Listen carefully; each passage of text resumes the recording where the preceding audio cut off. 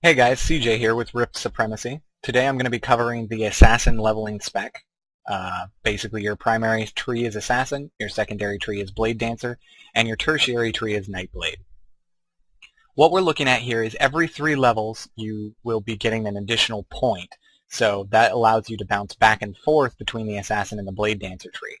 The mainstay of our points will be going into Assassin initially, and then we'll fill up Blade Dancer as we progress in levels. What we're looking at here is starting out, we're going to get our first 3 levels in Ruthlessness, which increases your critical hit chance. We're going to put the 1 extra point into Combat Expertise, which increases your hit chance. Level 4 and 5 will go into Ruthlessness, thus increasing your critical hit chance even more.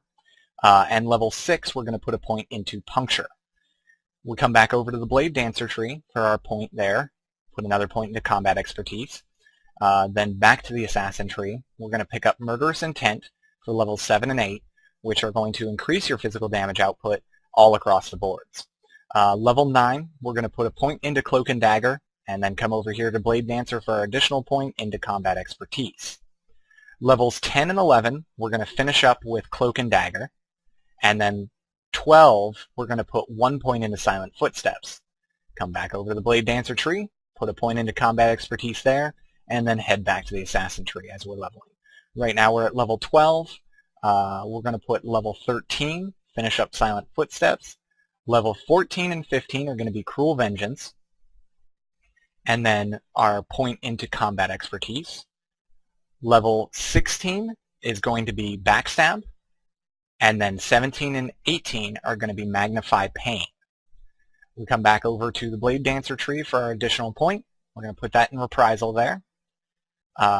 Then moving on, for levels 19 and 20, we're going to put 2 points into Cruel Vengeance.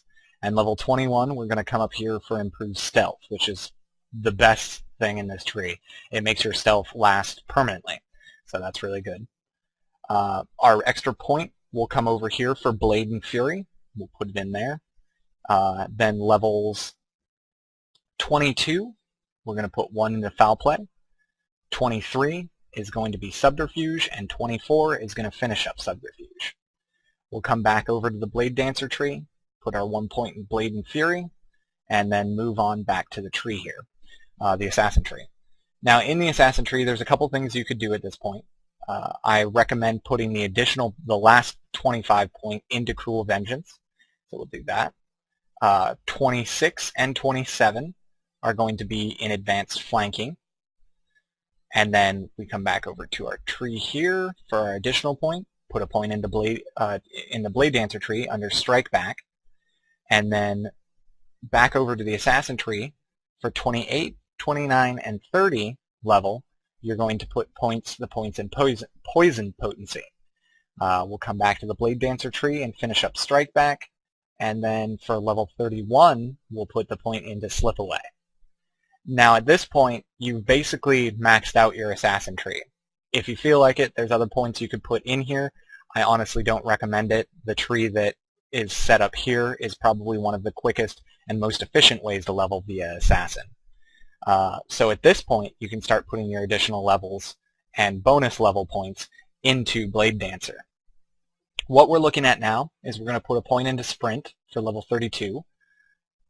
And then we'll start getting Ambidextrous, which increases your dexterity. Then we're going to go with Combat Culmination for the 3 points there. And 1 more point into Ambidextrous for the final point there. And then we'll put a few points here in Deadly Dance.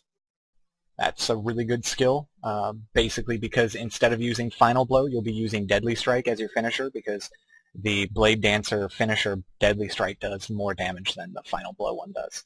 That's in the Assassin tree. Now we're going to pick up Flash of Steel and Counterbalance.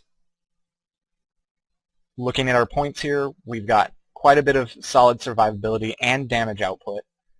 It's a very nice spec thus far, and you should be able to sneak around pretty easily and do a lot of damage to the mobs.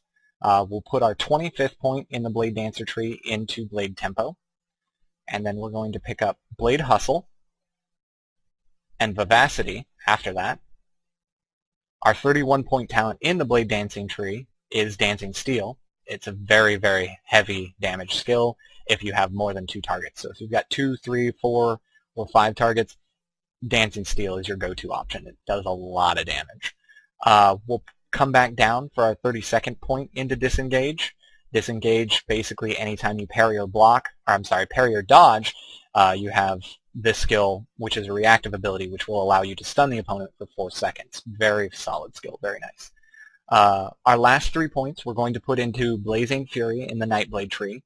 This increases the damage of your combo point generating abilities by 9%.